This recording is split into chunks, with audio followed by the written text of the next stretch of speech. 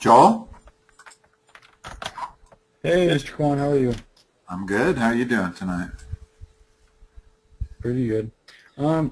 I think that today is going to be like a 15-minute thing, Okay. That's because fun. I only have one question, Uh-huh. so it's not going to be long. Do we open up this document?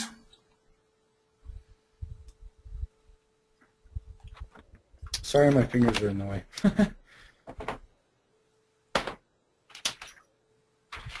I hate to tell you this, but I don't tutor statistics. I don't know the answer to these problems. Okay.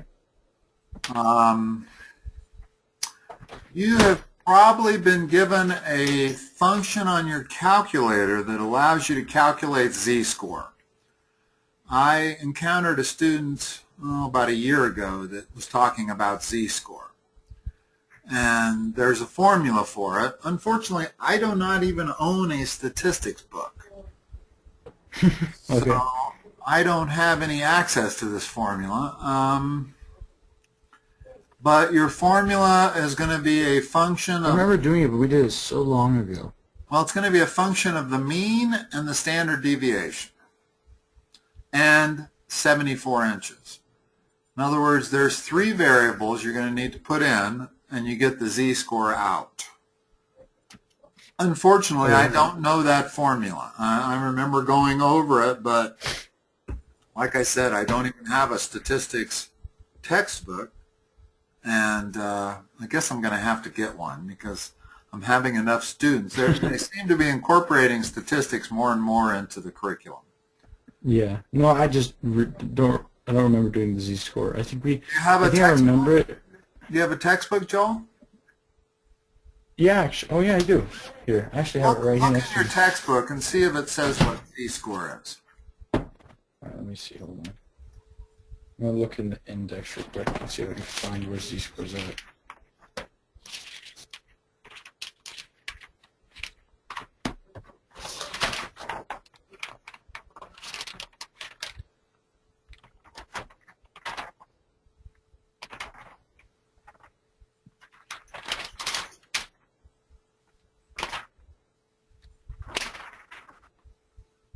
Wait,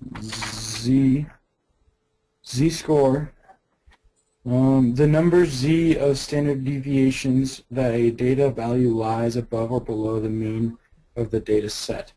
Okay. So it says, Should have like three the equation variables. underneath it. The mean, the standard deviation, and the height of the person. What does it Okay. say for z-score?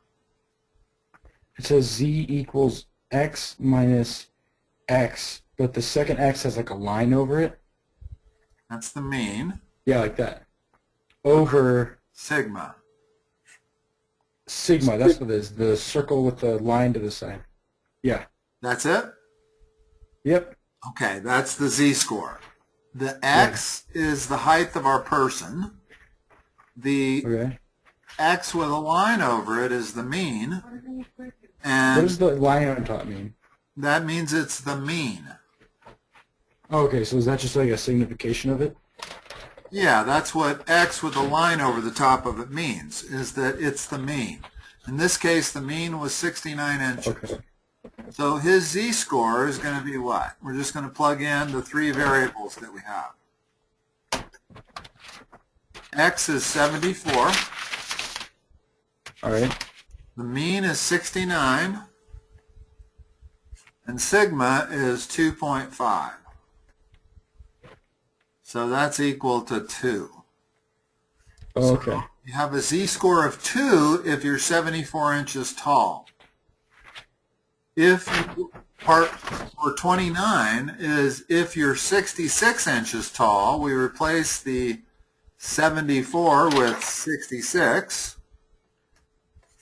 and we end up getting a number minus 3 over 2.5, whatever your calculator tells you that number is. Sounds like about minus 1 point something. Yeah. So that's z-score. In other words, this is what you have to memorize right here.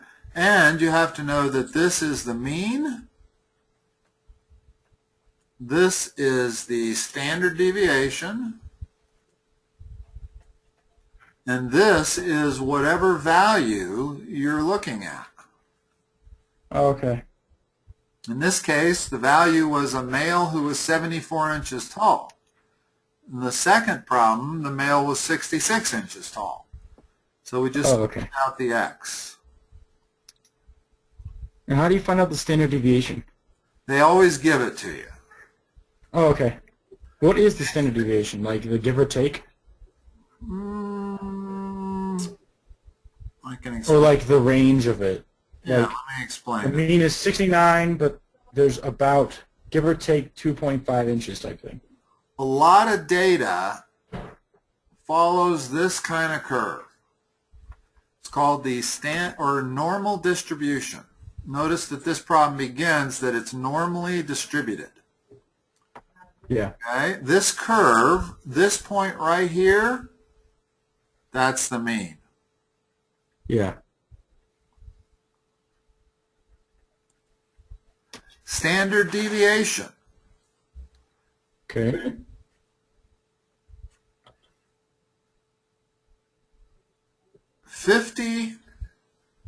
Excuse me, 67% of the volume under this curve, or the area, excuse me, will lie within one standard deviation. In other words, this is x plus sigma. This is x bar minus sigma. And this occupies 66% of the area under the curve. And that, in essence, defines standard deviation. In other words, this tells us that 66% of adult males will be within 2.5 inches of the mean. That means 66, if you counted up all the adult males in the United States, 66% of them's height would lie between 66.5 and 71.5 inches. Okay. 2 standard deviations. This point being x plus 2 standard deviations, and this point being x minus 2 standard deviations. That covers 95% of the data. And if you go out 3 standard deviations, you've got 99.4% of the data. Okay. Now, one way this is used, you know what the Higgs boson is? The what? One of the most important discoveries in science happened last year. They discovered the Higgs boson in physics. And I haven't heard of it. well, the way they discovered it was they kept getting more and more evidence that it existed, but they couldn't make a scientific announcement until it was 5 standard deviations away from the mean. Well, what is it? It's called the Higgs boson. What is that? It's a particle that gives all other particles mass. Oh, okay. The thing that results in everything in the universe having mass is the Higgs boson. Okay. And they couldn't announce their discovery until they were 99.9994% certain that they had discovered the Higgs boson. When they were only 99.4%, they were 3 sigmas away. That wasn't enough. That wasn't a high enough confidence level that they had actually discovered it. There was still a 0.6% chance that it wasn't the Higgs boson. So science dictates that you have to have 5 sigma away from the mean to be certain enough to announce a scientific discovery. And 5 sigma in this case in this case, equals 99.9994% of the area under that curve. And that's what sigma and standard deviation are all about. Okay. So that's how they find out like means and stuff, or like curves to a test or something like that. The mean is like, the average. In other words, if the mean is 69 inches, the average, the most common height among adult males is 69 inches. Okay. That's 5 foot. Oh, okay. 5'9" is the most common height among adult males. If you want how many males are 6 feet or 5.5 feet to 6 feet tall, it's going to lie somewhere in there. It's going to depend on what the standard deviation is. In this case here, we can say that 2/3 of adult males lie within one standard deviation of the mean. Right. And that's probably all you need to know about statistics is what these two questions. So if you memorize the z-score, and remember they give you the mean, they give you the standard deviation, and they give you a value. And to calculate the z-score, just plug it in for these three things and figure out a ratio. Okay. It's pretty straightforward, actually. Yeah, it is. It's not that hard, actually. I thought it'd be like no, it's not that sort hard. of long equation. No, it really isn't. I mean, statistics can get very hard. There's a lot harder statistics than questions like this. And in fact, some statistics questions you have to use your calculator, and there's a function in your calculator that has to do with statistics. Yeah, there is. I just don't remember what it was and how to get there. I don't either. I don't.